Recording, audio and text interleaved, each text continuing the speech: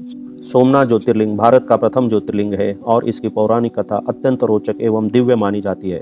यह मंदिर गुजरात के सौराष्ट्र क्षेत्र में वेरावल में स्थित है और इसका इतिहास हजारों वर्षों पुराना है। पुराणों के अनुसार चंद्रमा ने दक्ष प्रजापति की 27 कन्याओं से विवाह किया था, लेकिन चंद्रमा ने केवल रोहिणी से विशेष प्रेम किया और बाकी पत्नियों की उपेक्षा करने लगे।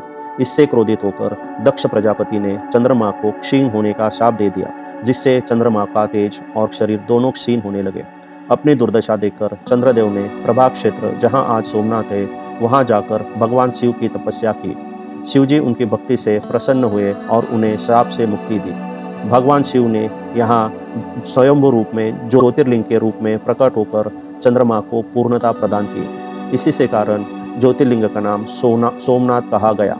सोम मतलब चंद्रमा, नाथ यानी ईश्वर। मल्लिका ज्योतिर्लिंग की पौराणिक कथा। एक बार भगवान शिव और माता पार्वती ने सोचा कि अपने दो पुत्रों कार्तिकेय और गणेश में किसका विवाह पहले किया जाए। उन्होंने एक शर्त रखी, जो पहले तीनों लोकों पृथ्वी, पाताल, स्वर्ग की पराक्रम करेगा, उसका विवाह पहले होगा। कार्तिकेय तुरंत मोर पर सवार होकर परिक्रमा के लिए निकल पड़े। गणेश जी ने बुद्धि से काम लिया। उन्होंने अपने माता पिता का 3 बार पराक्रमा कर ली और कहा, मेरे लिए माता पिता ही तीनों लोकों के समान है। माता पिता यह देख अत्यंत प्रसन्न हुए और गणेश जी का विवाह पहले कर दिया। जब कार्तिकेय लौटे और यह सब देखा तो उन्हें बहुत क्रोध और दुख हुआ। वे सभी से विमुख होकर दक्षिण भारत के कुमारी पर्वत क्षेत्र श्रीशैलम चले गए और वहां तपस्या करने लगे। अपने पुत्र के वियोग से शिव और पार्वती अत्यंत दुखी हुए। वे मल्लिका और अर्जुन के रूप में श्रीशैलम पहुँचे और वहीं रहने लगे। इसी स्थान पर भगवान शिव ज्योतिर्लिंग के रूप में प्रकट हुए और कहलाए मल्लिकार्जुन। यह मंदिर शक्तिपीठ भी है। माता पार्वती यहाँ भ्रामरांबा देवी के रूप में पूजी जाती है। इसीलिए यह स्थान एकमात्र ऐसा है जहाँ ज्योतिर्लिंग और शक्तिपीठ दोनों एक साथ स्थित है। महाकालेश्वर ज्योतिर्लिंग मध्य प्रदेश के उज्जैन में स्थित है। यह तीसरा ज्योतिर्लिंग है। यह एकमात्र दक्षिण मुखी ज्योतिर्लिंग है जो इसे विशेष रूप से प्रभावशाली और रहस्यमयी बनाता है। स्कंद पुराण, शिव पुराण और कालखंड पुराण के अनुसार उज्जैन में एक समय वेदपाठी ब्राह्मण वेदप्रिय अपने पुत्र श्रीकर के साथ तप कर रहे थे। वह नगर राक्षसों के भय से ग्रसित था, विशेषकर एक अत्यंत भयानक राक्षस दूषण द्वारा। दूषण राक्षस को शिव भक्तों और वेदों से अत्यंत द्वेष था। उसने नगर में शिव पूजा व वेद पाठ बंद करवा दिया, परंतु श्रीकर ब्राह्मण ने डरने की बजाय नित्य शिव की पूजन और पाठ जारी रखा। यह देख राक्षस अत्यंत क्रोधित हो गया और उसने ब्राह्मण पर हमला कर दिया। जैसे ही राक्षस ने ब्राह्मण को मारने के लिए शस्त्र उठाया, उसी क्षण भगवान शिव स्वयं प्रकट हुए और रौद्र रूप में आकर राक्षस को संहार कर दिया। भगवान शिव ने उस स्थान को अपनी स्थायी निवास स्थली बना लिया और कहा, जो भी भक्त सच्चे मन से मेरी पूजा करेगा, मैं उसे मृत्यु के भय से मुक्त करूंगा। चूंकि शिव ने स्वयं काल को भी जीत लिया था, इसलिए उन्हें महाकाल कहा गया। ओंकारेश्वर ये चौथा ज्योतिर्लिंग है। यह मध्य प्रदेश के खांडवा जिले में नर्मदा नदी के बीच स्थित एक द्वीप मंदता पर स्थित है, जिसकी आकृति ओम जैसी है। यही कारण है कि इसे ओंकारेश्वर कहा जाता है। स्कंद पुराण के अनुसार राजा मंदता, जो इक्ष्वाकु वंश के राजा और भगवान राम के पूर्वज थे, इन्होंने घोर तपस्या करके शिवजी को प्रसन्न किया। उनकी तपस्या से प्रसन्न होकर भगवान शिव ने ज्योतिर्लिंग रूप में मंदता पर्वत पर प्रकट होकर उन्हें दर्शन दिए। इसी कारण इसका नाम मंदता पर्वत और शिवलिंग को कहा गया ओंकारेश्वर, अर्थात ओम के ईश्वर। मान्यता के अनुसार एक बार देवताओं और असुरों के बीच में घोर युद्ध हुआ, जिसमें देवता हारने लगे। देवताओं ने भगवान शिव की ओमकार के माध्यम से स्तुति की। शिवजी ने उनकी प्रार्थना स्वीकार की और ज्योतिर्लिंग रूप में प्रकट होकर देवताओं को विजय प्रदान की। इस रूप में भगवान शिव ने कहा गया ओंकारेश्वर, जो ओम के स्वरूप है और जिनका बिना ब्रह्मांड की कोई क्रिया संभव नहीं। पुराणों में कहा गया है कि ओंकारेश्वर और ममलेश्वर दोनों मिलकर एक ही ज्योतिर्लिंग के 2 रूप है। यहाँ पूजा करने से मंत्र सिद्धि, आयु और पाप मुक्ति प्राप्त होती है। संक्षेप में ओम मतलब ब्रह्मांड की ध्वनि, ओंकारेश्वर मतलब उस ध्वनि का साकार रूप। यह स्थल शिव के अद्वैत और ब्रह्म तत्व को दर्शाता है। केदारनाथ ज्योतिर्लिंग ये 5वां ज्योतिर्लिंग है।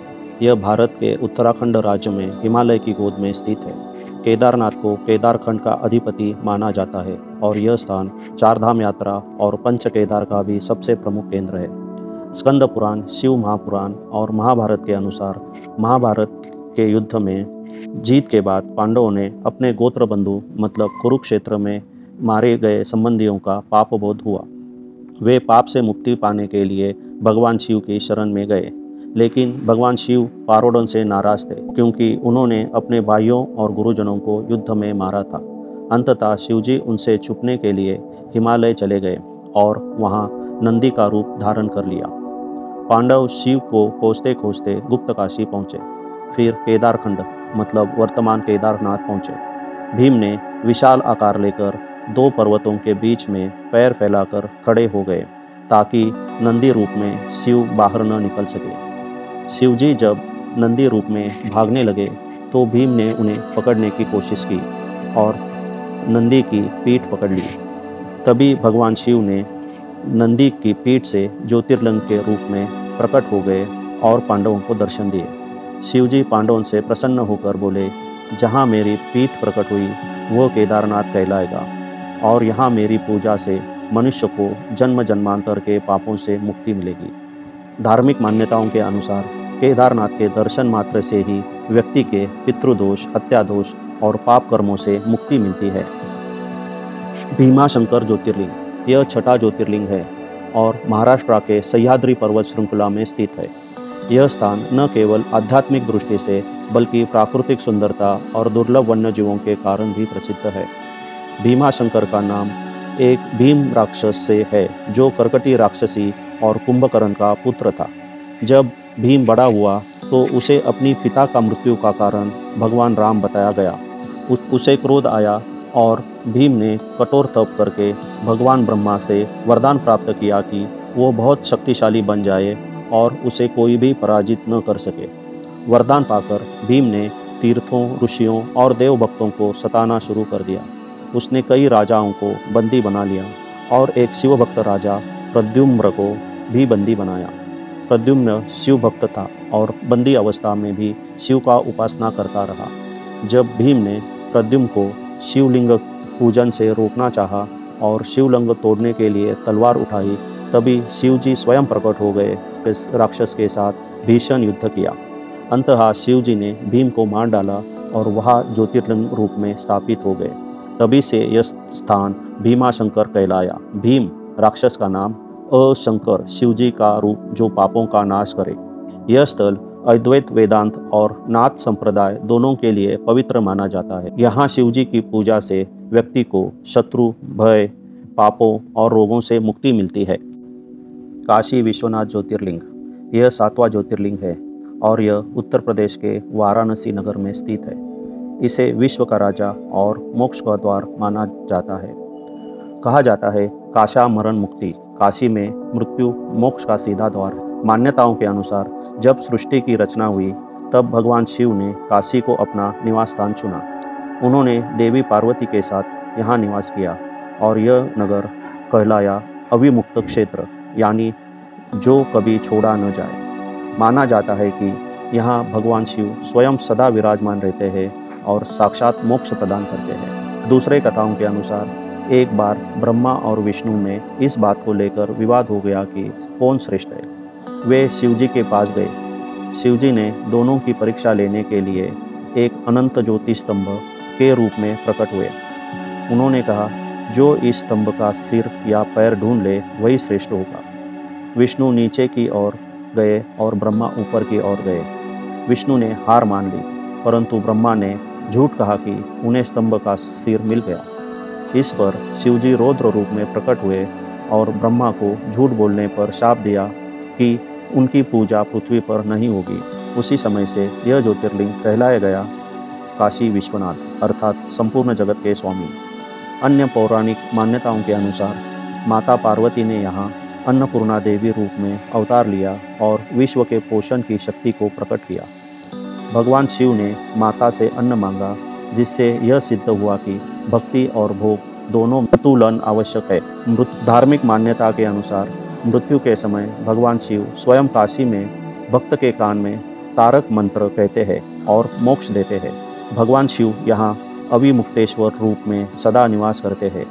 यहाँ मृत्यु को भी उत्सव माना जाता है क्योंकि यह मुक्ति का मार्ग है। त्र्यंबकेश्वर ज्योतिर्लिंग यह 8वां ज्योतिर्लिंग है। यह महाराष्ट्र के नासिक जिले के पास त्र्यंबक नगर में स्थित है। इसकी विशेषता यह है कि यहाँ शिव जी के 3 मुख हैं, ब्रह्मा, विष्णु और महेश। यह स्थान पवित्र गौतम ऋषि, गंगा नदी और गोदावरी नदी से जुड़ा है। पौराणिक कथा के अनुसार गौतम ऋषि अपनी पत्नी अहिल्या के साथ त्र्यंबक क्षेत्र में तपस्या करते थे। उनके तप और पुण्य से वहाँ अक्सर वर्षा होती और सबको अन्न जल मिलता। जब आसपास सूखा पड़ा तो सभी ऋषि मुनि गौतम ऋषि के आश्रम में रहने लगे। इससे ईर्ष्यालु मुनियों ने एक षड्यंत्र रचा। उन्होंने एक नकली गाय बनाकर गौतम ऋषि के खेत में भेजी, जिसे देखकर ऋषि ने पानी से भगाना चाहा, लेकिन वह गाय मर गई। गाय हत्या का पाप लगने से गौतम ऋषि बहुत दुखी हुए और गंगा को पृथ्वी पर लाने के लिए घोर तपस्या की। गौतम ऋषि की तपस्या से प्रसन्न होकर भगवान शिव प्रकट हुए और गंगा माता को पृथ्वी पर लाए। गंगा ने यहाँ प्रकट होकर गौतम ऋषि को पाप मुक्त किया। उसी स्थान पर भगवान शिव ने त्र्यंबकेश्वर ज्योतिर्लिंग के रूप में वास किया। यह गंगा का ही रूप गौतमी गंगा या गोदावरी नदी कहलाता है, जो दक्षिण की सबसे पवित्र नदी मानी जाती है। शिवलिंग भूमि के अंदर स्थित है और उसमें 3 मुख दिखाई देते हैं, ब्रह्मा, विष्णु और महेश, जो त्रिदेव का प्रतीक है। लिंग हमेशा जल में डूबा रहता है, जिससे इसका जलमय लिंग रूप बहुत पवित्र माना जाता है। यह स्थान गुरु ग्रह की शांति के लिए भी प्रसिद्ध है। गुरु पूजा, काल सर्प दोष निवारण और नारायण नाग बलि पूजा जैसे विशेष अनुष्ठान यहीं होते हैं। यहाँ भगवान शिव स्वयं त्र्यंबक रूप में विराजते हैं, जो तीनों लोक के रक्षक है और भक्तों को मोक्ष, धन और ज्ञान प्रदान करते हैं। नागेश्वर ज्योतिर्लिंग यह 9वां ज्योतिर्लिंग है। यह गुजरात के द्वारका और बेट द्वारका के बीच स्थित है। यह स्थान न केवल शिव भक्तों के लिए बल्कि नाग भक्तों और तांत्रिक साधकों के लिए भी अत्यंत पवित्र माना जाता है। शिव पुराण कोटि रुद्र संहिता की पौराणिक कथा के अनुसार प्राचीन काल में दारुक नामक एक भयंकर राक्षस था, जो अपनी पत्नी दारुका के साथ भक्तों और साधुओं को भी तंग करता था। वह अपने जादू और तांत्रिक शक्तियों से वनों में हवन करने वाले ऋषियों को बंदी बना लेता था। इन ऋषियों में एक सच्चा शिव भक्त सुवेला भी था, जो बंदी बन चुका था। सुवेला ने कारावास में रहते हुए ओम नमः शिवाय का निरंतर जाप किया। उसकी भक्ति से प्रसन्न होकर भगवान शिव स्वयं प्रकट हुए और राक्षस दारुक का संहार किया। शिवजी ने उस स्थान पर ज्योतिर्लिंग रूप में स्वयं को स्थापित किया और भक्त सुवेला को आशीर्वाद दिया। इसी कारण इस ज्योतिर्लिंग को नागेश्वर कहा गया। नाग मतलब सर्प, तांत्रिक शक्तियों का प्रतीक। ईश्वर शिव अर्थात सर्पों के स्वामी, तांत्रिक बलों के नियंत्रक शिव। इस मंदिर में पूजा करने से सर्प दोष, काल सर्प योग और तांत्रिक बाधाओं से मुक्ति मिलती है। नागेश्वर ज्योतिर्लिंग के दर्शन से रोग, भय, विष बाधा और काल दोष दूर हो जाते हैं। यहाँ शिव की पूजा, मंत्र सिद्धि और आध्यात्मिक शक्ति प्राप्त की जाती है।